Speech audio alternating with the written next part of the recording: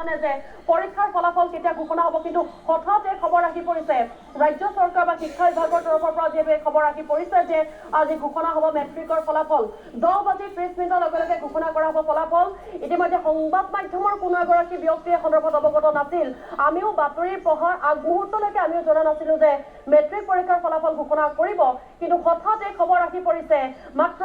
5 minute পূৰ্বে খবৰ আহি পৰিছে যেটো সামাজিক মাধ্যমত প্ৰকাশ পাইছে তথ্য আমি দৰ্শকক জনাইছো আজি ঘোষণা কৰা হ'ব হাইস্কুল একান্ত পৰীক্ষাৰ ফলাফল 10:30 লগে লগে ঘোষণা কৰা হ'ব পৰীক্ষাৰ ফলাফল আৰু কেইবাটা ৱেবছাইটৰ পৰ্টেলত উপলব্ধ ফলাফল আৰু ৱেবছাইট কেইটা ইতিমধ্যে মুকলি কৰি দিয়া হ'ব আমি দৰ্শকক জনাইছো প্ৰাগ নিউজ যি সকল দৰ্শকে মুহূৰ্তত চাই আছে আমি তেওঁলোকক জনাইছো বা সামাজিক মাধ্যমত ইতিমধ্যে খবৰ বিয়পি পৰিছে মাত্ৰ 5 মিনিট পূৰ্বে খবৰ আমালৈ আহিছে যে আজি ঘোষণা কৰা হ'ব মেট্ৰিক পৰীক্ষাৰ ফলাফল আৰু পূৰ্বৰ তুলনাত এইবাৰ কিন্তু ব্যতিক্ৰম ধৰণে মেট্ৰিক পৰীক্ষা অনুষ্ঠিত হৈছিল OMR চিটত পৰীক্ষা অনুষ্ঠিত হৈছিল